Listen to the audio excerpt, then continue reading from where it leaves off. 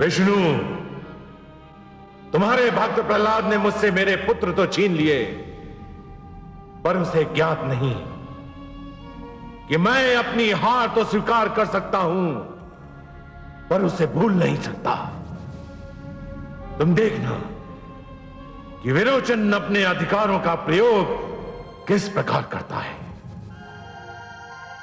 प्रहलाद ने जिस प्रकार मेरे पुत्रों से मुझे पराजित करवाया, ठीक उसी प्रकार अब मैं भी उसी के पुत्रों से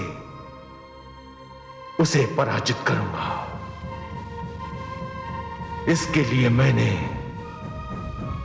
30 वर्षों तक प्रतीक्षा की है।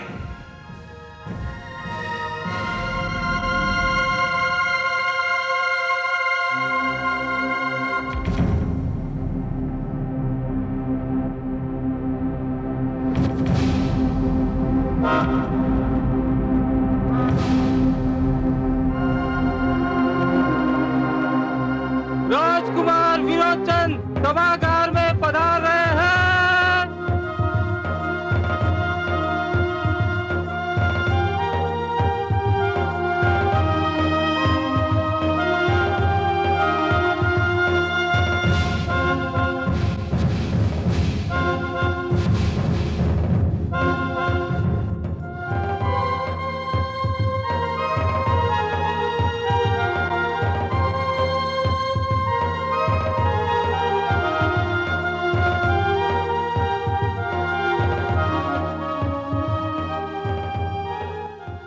असुर लोक के सामंतों, असुर लोक के प्रियजनों, जब सूर्य नहीं रहता तो प्रकृति आकाश में चंद्रमा को सजा देती है। प्रकृति ने यह नियम इसलिए बनाया है ताकि सृष्टि में सदा उजाला रहे। कुछ ऐसी ही दशा राज्य की भी होती है। राज्य में सदैव न्याय और सुव्यवस्था का उजाला बना रहना चाहिए। यदि किसी कारणवश राज्य में राजा न हो तो भी न्याय और प्रशासन में विघ्न नहीं पड़ना चाहिए। युवराज नियुक्त करने का नियम इसी उद्देश्य से बनाया गया है। और आज वो शुभ अवसर आ ही गया है जब मैं अपने सिंहासन को एक उत्तराधिकारी और अपनी प्रजा को एक युवराज दूं। पुत्र पिता की छवि होता है, युवराज राजा की परछाई होता है। मैं आज आप सबके समक्ष आप सबको साक्षी बनाकर अपने ज्येष्ठ पुत्र विरोचन को अपने सिंहासन का उत्तराधिकारी और आपका युवराज घोषित करता हूं। युवराज विरोचन की जय! युवराज विरोचन की जय! युवराज विरोचन की जय! युवराज विरोचन की जय! युवराज विरोचन की जय! ओम रत्नै कल्पितमासनं विमजले स्नानं च दिव्याम्बरां नानारत्न विभूषितां भगवदा मोदाङ्कितं चन्दनं जाति चम्पकबिल्वपत्रचचितं पुष्पं च धूपं तदा दीपं देवदयानिधे पशुपते अलकल्पितं मृणां सौवर्णे मणिकण्डितरत्नचित्ते पात्रे दुतं पायसं स्वम् ॐ स्वस्ति न इन्द्रो बृहस्पतिर्वा स्वस्ति न पूषा विश्वेदेवाः स्वस्ति न स्वस्तु। ॐ रत्ने कल्पितमासनं विमजले स्नानं च दिव्याम्बरं नानारत्नविभूषितां भगवदा मोदाङ्कितं चन्दनं जाति चम्पकबिल्वपत्रचचितं पुष्पं च धूपं तथा दीपं देवदयानिधे पशुपते अलकल्पितं मृणां सौवर्णे मणिकण्डितरत्नचित्ते पात्रे दुतं पायसं भक्तं पञ्चविधि पयोदुतं रम्भाफलं पानकं शाकानायमयुज्जलम्। यशस्वी भाव।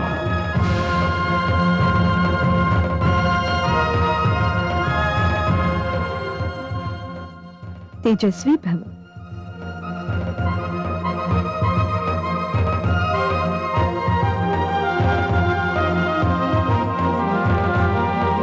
दीर्घायु भव पौत्र।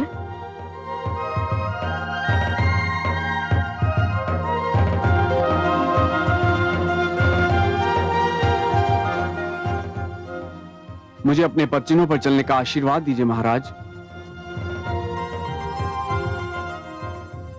मेरा आशीर्वाद सदा तुम्हारे साथ है पुत्र, परंतु अधिक आवश्यक यह है कि तुम प्रजा का भी आशीर्वाद प्राप्त करो और उसे आश्वस्त कराओ कि तुम उसे न्याय दोगे, सुरक्षा दोगे, संरक्षण दोगे। तुम सदैव उसके सुख, समृद्धि और कल्याण की सोचोगे। यशस्वी भव पुत्र।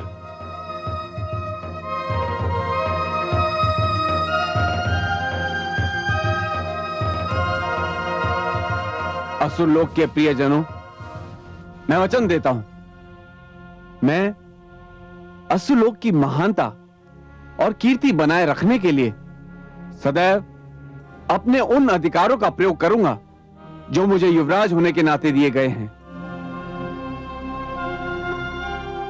मैं इस राज्य की शक्ति में समृद्धि, वृद्धि और ख्याति के लिए सदैव तन मन से तत्पर रहूंगा। युवराज विरोचन की जय! युवराज विरोचन की जय! युवराज विरोचन की जय! युवराज विरोचन की जय! युवराज विरोचन की जय!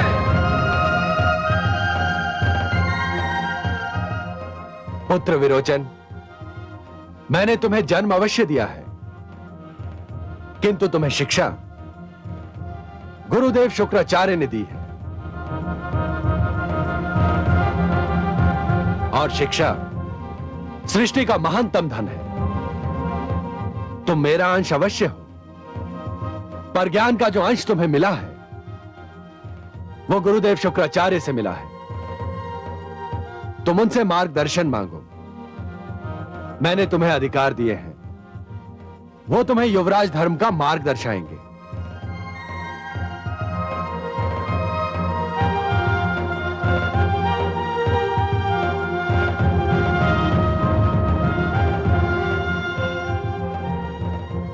हे महान गुरु, हे विद्या मूर्ति, हे ज्ञान और नीति के महानतम ज्ञाता, मेरा मार्गदर्शन कीजिए और मुझे बताइए कि मैं अपने युवराज जीवन का शुभारंभ किस प्रकार करूं। प्रिय शिष्य, तुम आखेट से अपने इस नए पद का शुभारंभ करो। आखेट से? हे गुरुदेव, इस महान पद का आरंभ एक ऐसी क्रिया से क्यों हो जिसका विशेष और प्रमुख अंग है हत्या? महाराज, आखेट राजाओं के गौरव का प्रमुख कारण है। आखेट राजाओं के अधिकार का मुख्य प्रतीक है। लक्ष्य साधना, शत्रु को घेरना, शत्रु को भयभीत करना आखेट के अंग है। आखेट युद्ध का अभ्यास होता है। युद्ध का एक छोटा सा रूप है। होता है गुरुदेव, अवश्य होता है, परंतु एक निर्दोष और असहाय पशु की हत्या भी आखेट का मुख्य अंग होता है। तो क्या हुआ महाराज? जीवा जीवस्य भोजनम, जीवी जीव का भोजन होता है। पशु भी तो एक दूसरे की हत्या करते हैं। जब उनमें दोष नहीं, तो आखेट में क्या दोष है? हे गुरुदेव, पशु एक दूसरे की हत्या करते हैं अपना आहार प्राप्त करने के लिए, परंतु आपने स्वयं कहा जीवा जीवस्य भोजनम। प्रकृति ने एक पशु को दूसरे पशु का आहार बनाया है, परंतु आहार के लिए पशु की हत्या करना और अपने मन बहलावे के लिए पशु की हत्या करने में अंतर है। नहीं राजमाता, नहीं। राजा यदि न्याय देता है तो दंड भी देता है। उचित समय पर विनम्रता का प्रदर्शन करता है तो उचित समय पर कठोरता का प्रमाण भी देता है। राजा में यदि प्रजापालन का गुण होना चाहिए तो एक वधिक की प्रवृत्ति भी होनी चाहिए। आखेट इसी प्रवृत्ति को जन्म देता है। गुरु की आज्ञा का पालन करना मेरा धर्म है और मैं इस आदेश का पालन अवश्य करूंगा। यशस्वी भाव। हे कमल नयन, दैत्य गुरु शुक्राचार्य ये कैसी शिक्षा दे रहे हैं? वो मेरे पौत्र को हत्या और हिंसा का मार्ग दिखा रहे हैं।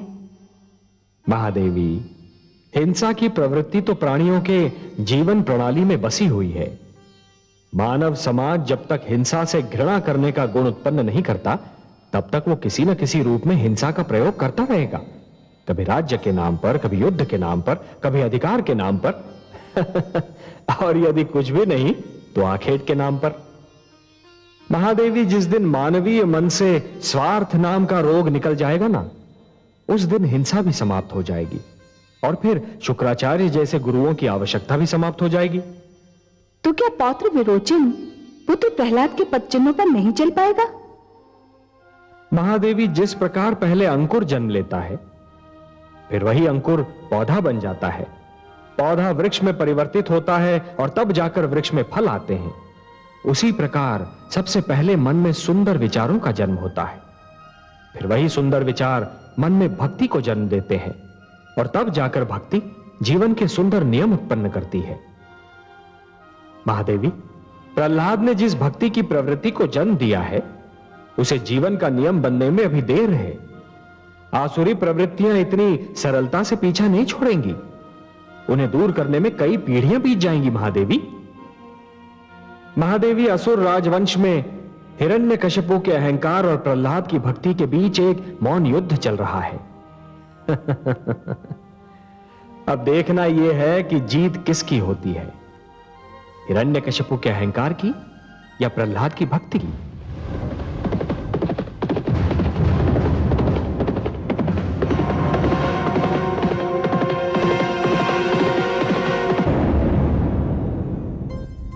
स्वामी, आपको पुत्र विरोचन का आक्षेप पर जाना अच्छा नहीं लगा ना? प्रश्न अच्छा या बुरा लगने का नहीं है देवी। प्रश्न यह है कि कोई महान और दायित्व वाला पद प्राप्त करने के उपरांत प्राथमिकता किस कार्य को दी जाती है। मैं जानता हूं कि युवराज आखेट भी करते हैं,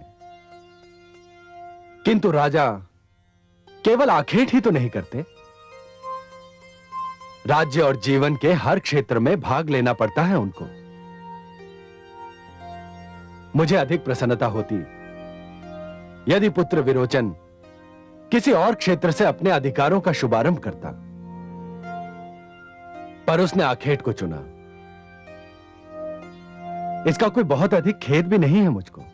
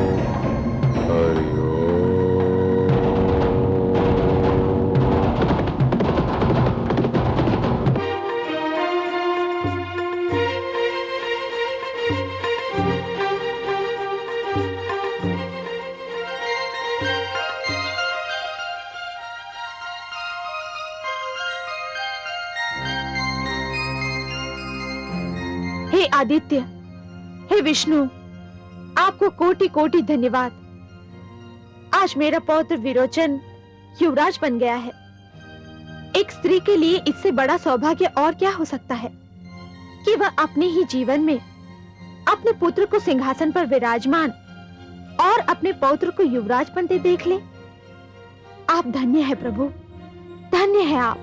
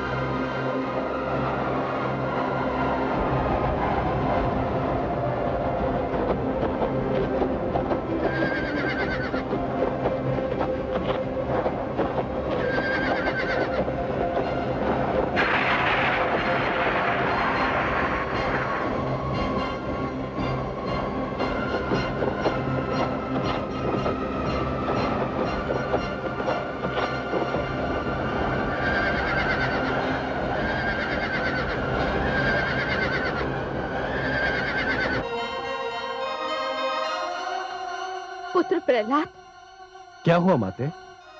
आप बहुत घबराई हुई माताश्री, सब कुशल तो है ना? पुत्र, मैं पौत्र विरोचन के युवराज बनने पर भगवान आदित्य को धन्यवाद देने गई थी और मैंने एक भयंकर आंधी को उस ओर उठते देखा जिधर पौत्र विरोचन गया हुआ है। इतनी भयंकर गरज और चमक हो रही थी कि मैं घबरा गई। तो क्या हुआ माते? नहीं पुत्र, ये हंसने की बात नहीं है। मेरा मन बड़ा व्याकुल हो रहा है, कहीं मेरा पौत्र इस आंधी पानी में गिर न जाए। हे ईश्वर! आप दोनों अकारण ही चिंतित हो रही हैं। वो वीर है, बलवान है, इन विपदाओं का सरलता से सामना कर सकता है। और फिर युवराज को तो संकटों का सामना करने का अभ्यास भी होना चाहिए। नहीं पुत्र, यह कोई साधारण झंझावात नहीं दिखाई देता। मुझे बहुत घबराहट हो रही है। स्वामी, मेरा पुत्र किसी विपदा में न पड़ जाए। हाँ पुत्र, वह अकेला गया है। तुम उसकी सुरक्षा के लिए और सहायता के लिए कुछ सैनिकों को भेज दो। नहीं माते, यह उचित ना होगा। क्यों उचित न होगा? राज्य के साधनों का राजभवन के लोगों और राजकुमारों की सुरक्षा के लिए उपयोग करना अच्छी नीति नहीं है। यह विचित्र तर्क है तुम्हारा। तनिक धीरज धरकर सोचिए तो इस तर्क में कोई विचित्रता नहीं। यदि ऐसा किया गया तो सभी सामंतगण राज्य के सुरक्षा साधनों का प्रयोग अपनी सुरक्षा के लिए करना आरंभ कर देंगे। धीरे धीरे अपने चारों ओर सशस्त्र सुरक्षा रखना गौरव और सम्मान का प्रतीक बन जाएगा। इससे एक तो राज्य के राजकोष पर बोझ पड़ेगा और दूसरा राज्य और सामान्य नागरिकों की सुरक्षा की ओर से ध्यान हट जाएगा। सुरक्षा में घिरे हुए राज कर्मचारी प्रजा से दूर होते जाएंगे। परंतु स्वामी, इसका ये अर्थ तो नहीं कि राज परिवार को असुरक्षित छोड़ दिया जाए। राजा और शासक को अपनी सुरक्षा से अधिक प्रजा की सुरक्षा पर ध्यान देना चाहिए महारानी। परंतु विरोचन केवल युवराज ही तो नहीं, हमारा पौत्र भी तो है। अवश्य है। पुत्र का संरक्षक पिता होता है। मैं एक राजा के रूप में नहीं, एक पिता के रूप में भी उसकी रक्षा करना चाहता हूं। जब से आपने आंधी की बात कही, मैं स्वयं अपने पुत्र के लिए चिंतित हूं। मैं स्वयं उसकी सहायता करूंगा, परंतु इस कार्य के लिए राजा के अधिकारों का प्रयोग नहीं करूंगा। आप चिंतित ना हो महारानी, मैं स्वयं जा रहा हूं।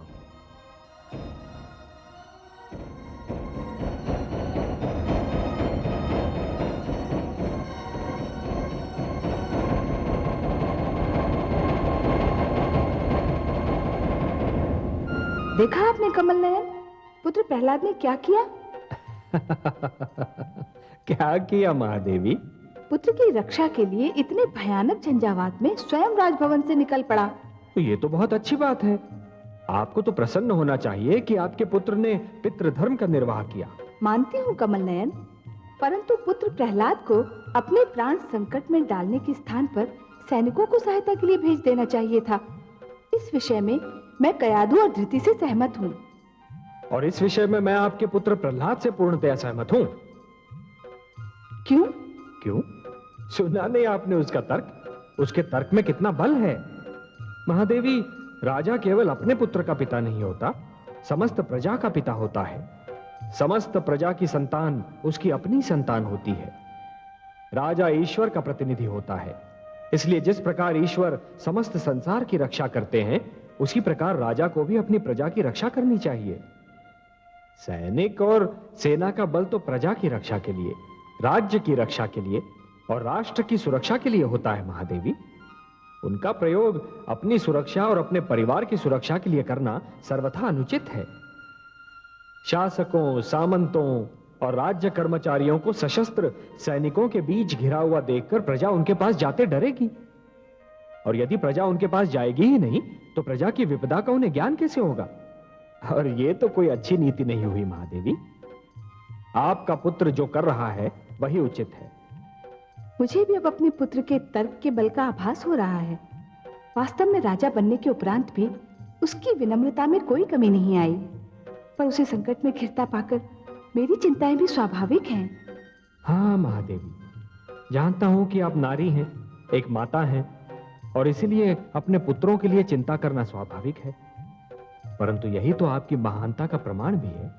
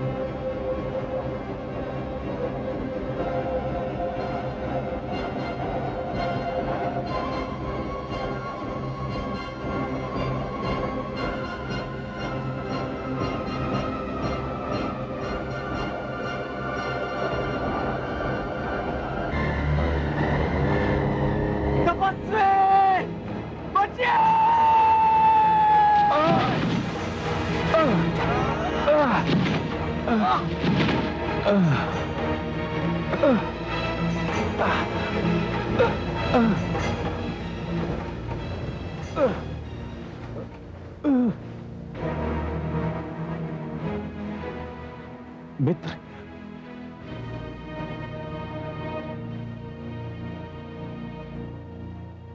आप कौन हैं और इस घने वन में क्या कर रहे हैं?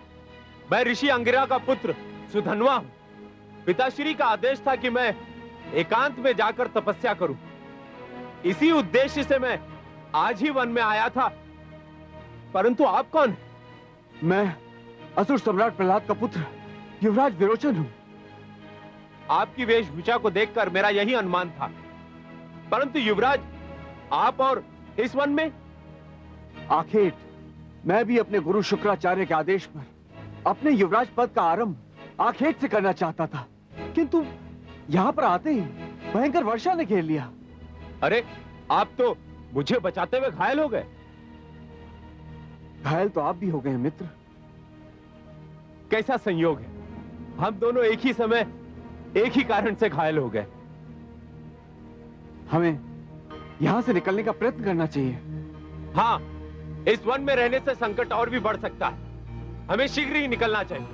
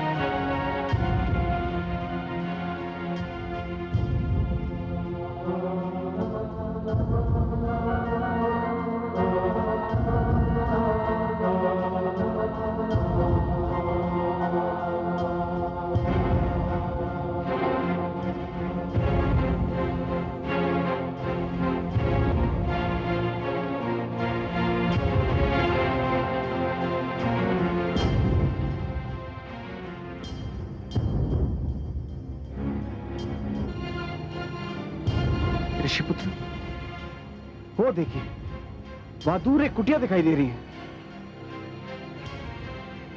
इस वन के पास कुटिया होने का अर्थ यही लगता है कि किसी ऋषि की कुटिया है। चलो युवराज, लगता है भाग्य हमारा साथ दे रहा है। चलिए।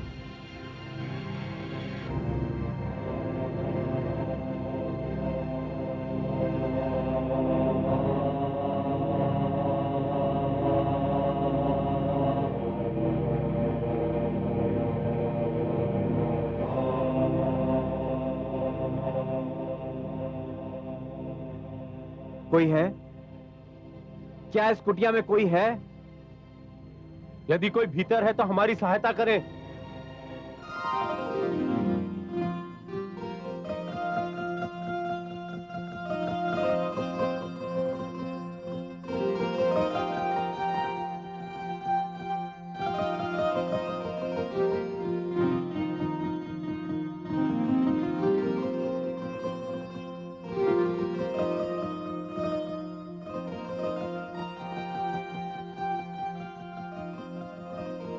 अरे, आप दोनों तो बहुत घायल हैं। शीघ्र भीतर आइए, आपके घावों पर लेप लगाने की आवश्यकता है। पधारिए अतिथिगण, घबराइए मत, आइए।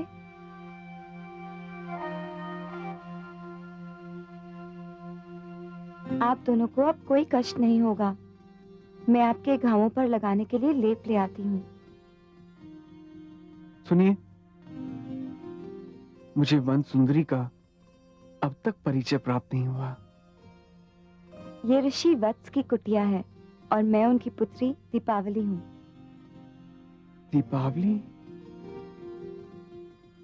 मैं इस कुटिया से फूटने वाले प्रकाश को दूर से दीपक का प्रकाश समझ बैठा था, किंतु अब ज्ञात हुआ वो प्रकाश दीपक का नहीं था।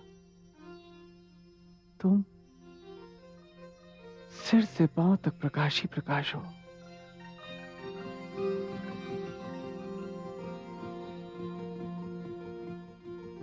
जिसने भी तुम्हारा नाम दीपावली रखा है, बहुत सोच समझ के रखा है। वास्तव में तुम जहां भी होगी वहां उजाला ही उजाला होगा। मुझे आप दोनों के घाव और पीड़ा की चिंता है और आप दोनों कविता कर रहे हैं। ठहरिए, मैं आपके लिए लेप ले आती हूँ।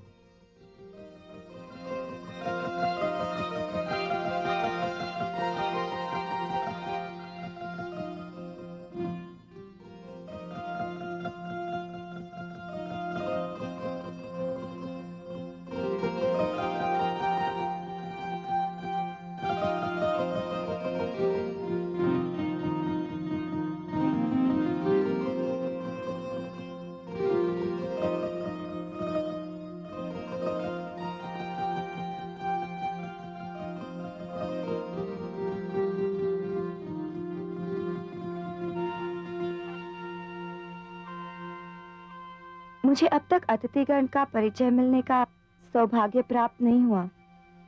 बस आप दोनों को देखकर यह अनुमान अवश्य होता है कि आप में से एक राजकुमार और दूसरा ऋषि है। पर इतना जान लेना तो पर्याप्त नहीं। मैं असुर सम्राट प्रहलाद का पुत्र युवराज विरोचन हूं। मैं ऋषि अंगिरा का पुत्र सुधन्वा हूं। अरे, इतने महान व्यक्ति और मेरी इस कुटिया में। मैं तो कल्पना भी नहीं कर सकती थी कि महान विष्णु भक्त और सम्राट प्रहलाद के युवराज और महान योगी ऋषि अंगिरा के सुपुत्र एक साथ मेरी इस कुटिया में पधारेंगे। मुझे तो लगता है कि चंद्रमा और सूर्य दोनों एक साथ मेरी इस कुटिया में उतर आए हैं। मैं अपने भाग्य पर जितना गर्व करूं कम है। देवी, तुम्हारे पिताश्री कहाँ गए हैं? वे वशिष्ठ आश्रम गए हैं युवराज। जब उन्हें ज्ञात होगा कि आप दोनों इस कुटिया में पधारे थे और मुझे आपकी सेवा का अवसर मिला, तो वे भी बहुत प्रसन्न होंगे।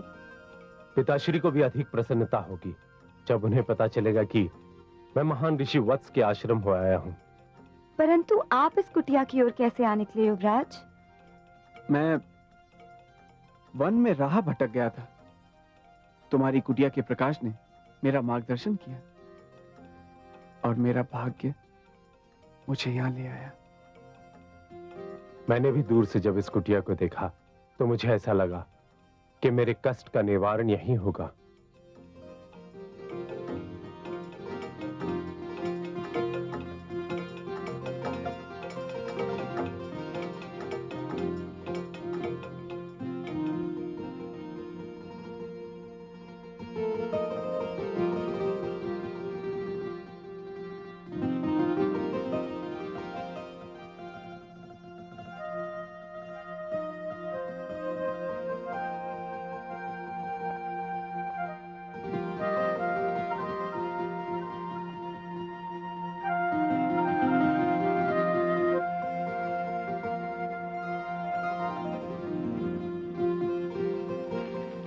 भद्रं कर्णैर्विष्णुयाम देवः भद्रं पश्येमाक्षभिर्यजत्राः स्थिरैरङ्गैस्तुष्ट्वाग्रं सस्तनूभिर्व्यसेमहि देवहितं यदायुः ॐ हर्यमणं देवं कन्या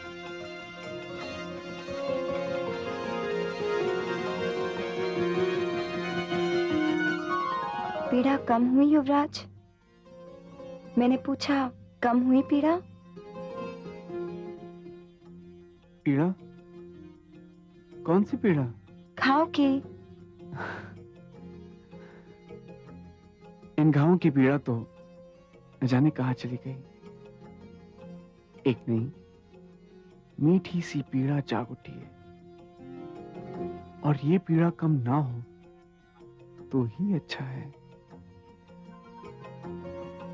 इस पीड़ा में एक विचित्र सा आनंद मिल रहा है।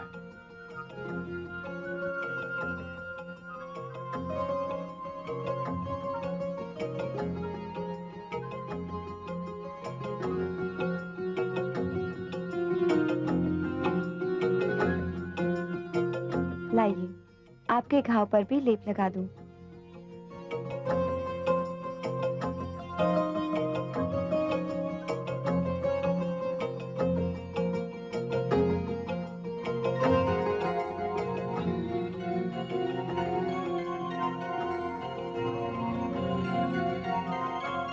आयुष्मान अस्तु मे पतिरेधन्तां ज्ञातयो मम स्वाहा इदं अर्यमणे चतुब्दं संवननं तदग्निर्मन्यतामिवः स्वाहा इदमग्नये इदन्नमः। कैसे चांद से पुत्र वधु लाया है मेरा पुत्र। कल्याणमस्तु। हाँ दीदी, अब तो हमारे आश्रम की शोभा और भी बढ़ जाएगी।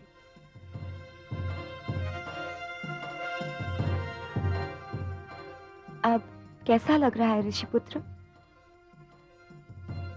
कहाँ खो गए थे आप? मैं पूछ रही थी, अब घाव की क्या दशा है? तुम्हारे हाथों में न जाने कौन सा जादू है देवी। तुमने जैसे ही मेरे घाव को छुआ तो मुझे ऐसा लगा जैसे घाव कभी था ही नहीं। कितना कोमल था तुम्हारा स्पर्श। आप दोनों न जाने कब से भूखे प्यासे होंगे। मैं आपके लिए भोजन लाती हूँ।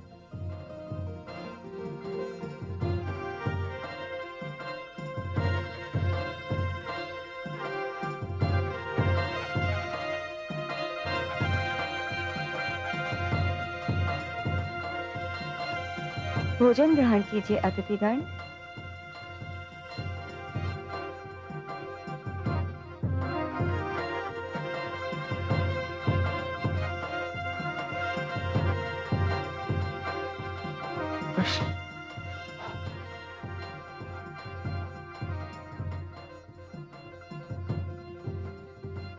अरे, आपकी उंगलियों में तो घाव है।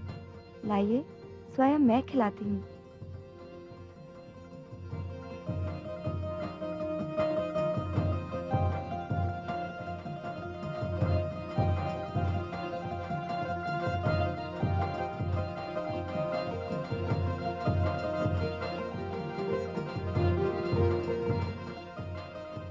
आप क्यों नहीं भोजन कर रहे ऋषिपुत्र? आपकी उंगलियों पर तो घाव नहीं। यही तो मैं भी सोच रहा हूं क्या? कि मेरी उंगलियां क्यों घायल नहीं है।